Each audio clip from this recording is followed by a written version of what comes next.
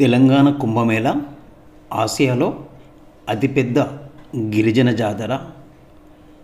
మేడారం సమ్మక్క సారలక్క జాతరకు 2025 సంవత్సరానికి గాను జరిగే మినీ మేడారం జాతరకు సర్వం సిద్ధం చేశారు ఆలయ పూజారులు.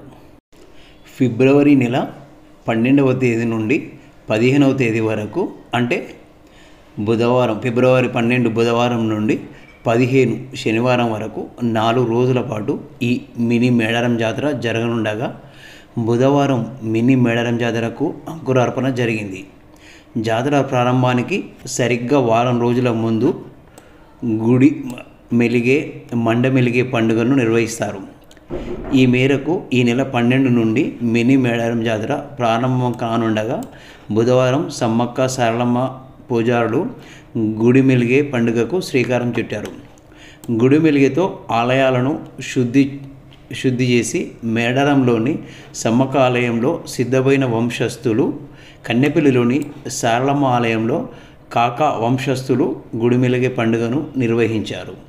ఈ గుడి మెలిగే పండుగలో భాగంగా అత్యంత నియమనిష్టలతో పూజారులు గుడిని నీటితో శుద్ధి చేస్తారు. పూజారులు వారి కుటుంబ సభ్యులు డోలు వాయిద్యాలతో అటవీ ప్రాంతాలకు వెళ్ళి గుట్ట గడ్డిని తీసుకొని వస్తారు. ఈ గడ్డికి పసుపు కుంకుమ పూజలు చేసి అనంతరం పూజా మందిరానికి అలంకరిస్తారు. ఈ మండమెలిగే గుడిమెలిగే పండుగతో వనదేవతల మినీ జాతర ప్రారంభమైనట్టే అని ఈ పూజారులు చెప్తున్నారు.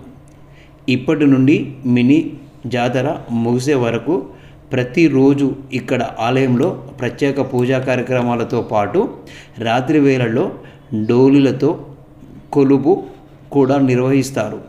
కొండాయిలోని గోవిందరాజులు నాగులమ్మ జాతరకు పురస్కరించుకొని బుధవారం మండమెలిగే పండుగను నిర్వహించారు. ఏటా కొండాయి దొడ్ల గ్రామాలలో జాతర నిర్వహించనుండగా, సారలమ్మ నాగులమ్మ గోవిందరాజుల గుళ్ళలో అందులో పూజా సామాగ్రిని, ఆడెరలను, పడిగలు, బూరలు, ఇతర సామాగ్రిని శుద్ధి చేసి అలంకరించారు. ఆలయ ఆవరణ ముగ్గులతో ప్రవేశ మార్గాలు, మామిడి తోరణాలు కట్టి ముస్తాబు చేశారు. ఇక మేడారం మినీ జాతర 12 నుండి 15 వరకు సమ్మక్క సారలమ్మ గద్దెల వద్ద జరగనుంది. దాదాపు 20 లక్షల జనం హాజరవుతారని అంచనా.